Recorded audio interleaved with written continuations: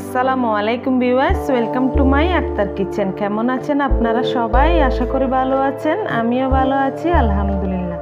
আমি আজকে আপনাদের সঙ্গে শেয়ার করব খাসির মাংসের কোরমার রেসিপি। এই কোরমা তৈরি করতে আমার প্রথমে লাগবে খাসির মাংস। আমি এই মাংস কেটে কোরমা সাইজে করে নিয়েছি। এখানে 1.5 কেজি পরিমাণ খাসির মাংস নিয়েছি।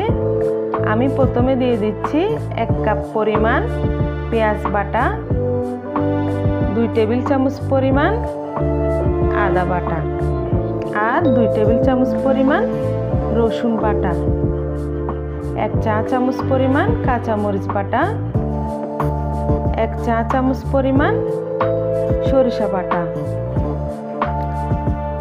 1 চা চামচ পরিমাণ বাদাম বাটা, 1 চা চামচ পরিমাণ নারকেল বাটা।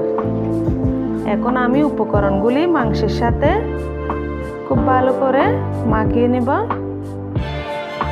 মাখানো শেষে এখন দিয়ে দিচ্ছি 1 চা চামচ পরিমাণ হলুদের গুঁড়া আর 1 চা চামচ পরিমাণ ধনে গুঁড়া। হাতের সাহায্যে ভালো করে মাখিয়ে নিয়েছি। এখন দিয়ে দিচ্ছি পরিমাণ মতো লবণ, 2টো তেজপাতা আর লং, এলাচ, দারুচিনি, আর দিয়ে দিচ্ছি 3-4টা আস্ত কাঁচামরিচ।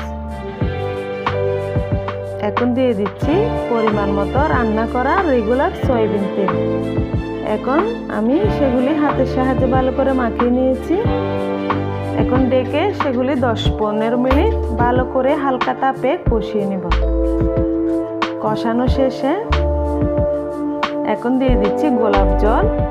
এতে খুব সুন্দর গন্ধ হবে এবং কোরমাটা খেতেও খুব ভালো লাগবে। আর দিয়ে দিচ্ছি 3-4 চা চামচ টমেটো সস।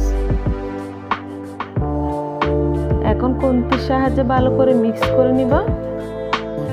মিক্স করার শেষে আবার ডেকে 5-6 মিনিট কষিয়ে নেব। আবারও ফিরে এলাম। এখন দিয়ে দিচ্ছি 1 কাপ পরিমাণ লিকুইড দুধ। আবারও ডেকে আমি সেগুলি আধা ঘন্টা পরিমাণ রান্না করে নিয়েছি, খুব ভালো করে সিদ্ধ করে। দেখুন তৈরি হয়ে গেল আমার খাসির মাংসের কোরমা। এই কোরমা খুব সহজেই রান্না করা যায় এবং খেতে খুব মজা আর বিয়েবাড়ির স্বাদের মতো। আমার কোরমার রেসিপি যদি আপনাদের ভালো লেগে থাকে অবশ্যই কমেন্ট করে জানাবেন। আর এখনো আমার চ্যানেলটি যারা সাবস্ক্রাইব করেন নাই অবশ্যই সাবস্ক্রাইব করে নেবেন। খোদা হাফেজ।